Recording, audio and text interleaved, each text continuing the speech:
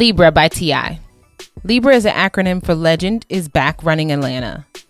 Tip went back to his roots with this album. With guest appearances from everyone from Rapsody to 21 Savage, how is it? How do we feel about it? Here's our honest review of Libra by T.I. All right, man. T.I. the Libra, man. Libra being an acronym for Legend is Back Running Atlanta. How you feel about this album artwork, man? It's pretty cool. I love how he has, the black woman is holding up the scale and everything like that. The way it's composed, I thought it was real creative. So it's a cool cover. I like it. Yeah. This cover is solid all across the board. Love how you got the zodiac signs all in the back. The women, they're holding this whole thing together. They're kind of making this whole contraption that's kind of mimicking the whole idea of the Libra scale. So, yeah, I thought it was fire, though. The flow of this album, man, this was T.I. kind of getting back to what people liked about him when he was on pretty much the hardcore, you ain't verified, I'm about to spend some money, like that type of vibe. You know what I'm saying? Yeah, he definitely got back on his, talking game and, everything like that for the most part. And had a lot of guest appearances on here that were really cool. For sure, man. Highlights, man. First of all, let me talk about my favorite songs off the album. First of all, my second favorite song on the album, I wanted to talk about this first because this was the first song that I actually loved on the album. Number 12, Family Connect. I wanted to, specifically say that because it wasn't till number 12 till I actually started feeling like I was getting into the goddamn album. Shit. Keeping it real. Him and Damani, man, they came in and they straight slaughtered this joint. I absolutely love everything they did, playing off each other's last sentences and last rhymes and everything like that. I could have swore he said Messiah made the beat. I'll double check. Yep. Yeah, so his other son made the beat. Oh, okay, that's dope. So it's kind of like a whole family type situation going on that track. I absolutely love that. My favorite song on the album, though, is How I Feel with Eric Bellinger and Killer Mike. That is that shit. Killer Mike is out here preaching, sending people to church, offending people in all the right ways. Shout out to Killer Mike for his verse on that. Yeah. What else do I like up here? The Air and Water interlude with Rapsody is absolute fire. The Fire and Earth interlude by Ernestine Johnson is fire. I also love, I can't find it up here, but the joint that had Tamika Mallory on it. She talked. I love what she had to say on there. I like Mozzie's verse on the Hood, even though I hate the beat, but we'll get to that. Pantone Blue. I think T.I. did a good job slaughtering the tail end of this album. Pantone Blue, I thought featuring Alec Bertez or Bertrez, something. That shit is fire. All right. We Did It Big featuring T.I. and John Legend. Cause soon as John Legend started singing, I'm like, bro, why do you always start off singing like every John Legend feature every time? Like, I always feel like that's what a John Legend feature would sound like. But then when he switched it up a little bit, like, we did it big, yeah, I was like, okay, he changed it up a little bit. I didn't think John was gonna go that way, Thank God featuring 21. There's only one downfall to that song, but I thought that song was actually fire, by the way. I actually enjoy Ring just because of the sound of the song. I don't say I don't really care about what's being said, but I really love how the vibe of the song is. I'm not that big of a fan of Thug, but I love what he brought, the energy, and just the vibe on that song was really, really cool. Moon Juice I thought was pretty dope. I thought that, Jeremiah came through and supported that song well, and Snoop Dogg was pretty cool. I enjoyed Half Ticket with Conway the Machine and London J. I thought that was pretty cool. Family Connect is definitely a standout, just because of the sound of the song and just how, I just really love Domani's perspective of how, he wanted to get it himself and everything like that. And I thought that was very commendable. Make Amends with Benny the Butcher and Jadakiss was pretty fire. Dope. I really, really enjoy, everybody's take on that. Jadakiss came with some fire on that one. How I Feel with Eric Bellinger and Killer Mike is another standout on the album easily. Just that last minute of him and Mike going back and forth was crazy. And Thank God, I really like that one, minus some things I'll talk about in the Lowlights, but I really like that track as well. Yeah, just to add to that, Jadakiss, he was saying the Bible was a good read, a bunch of contradictions. I was just like, that was pretty tough. Fire! Shout out to Jadakiss and Benny the Butcher. They did kill Make Amends and Half a Ticket with Conway.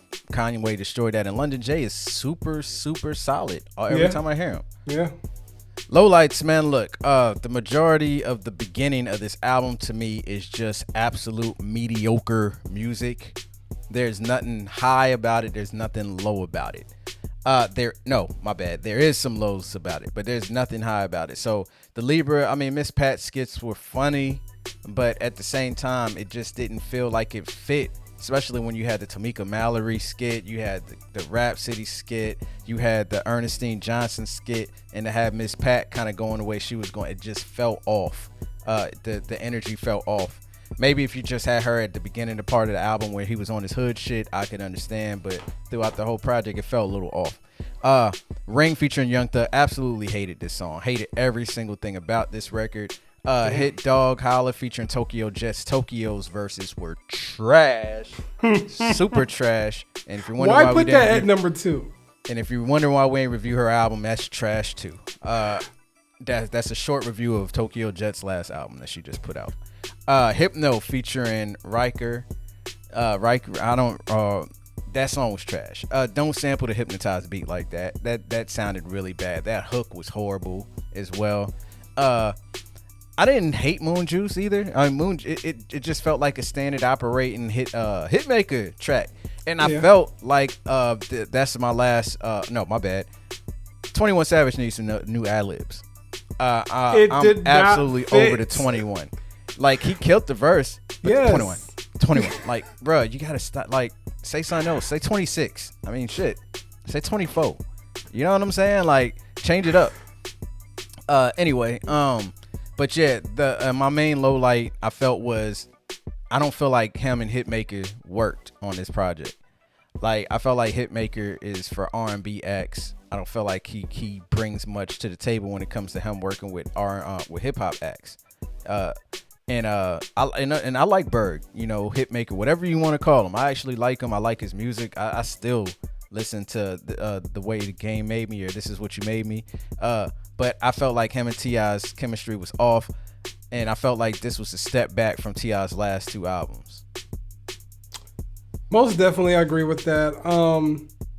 The interludes with Miss Pat and everything like that, I could have done without that, because I thought, like, as you said, the interludes with Rapsody, Ernestine, kind of like, it just wasn't a balance, really, me. I mean, I don't know if that they were trying to have a balance of, like, I guess the ratchetness and civilized. I don't know if that was the purpose. I feel like it, because when Tamika said on her skit, like, women aren't, you know, a monolith, they're diverse, it still felt weird. Yeah, so I get where they were trying to go with it, I guess, in that essence, but I don't think it was, like, captured pretty well on that.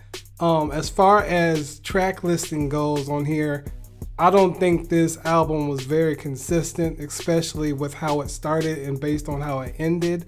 You start me with Hit Dogs Holla with Tokyo Jets. That was not a strong outing. I would have rather started with Ring, just because of just the intensity of the song.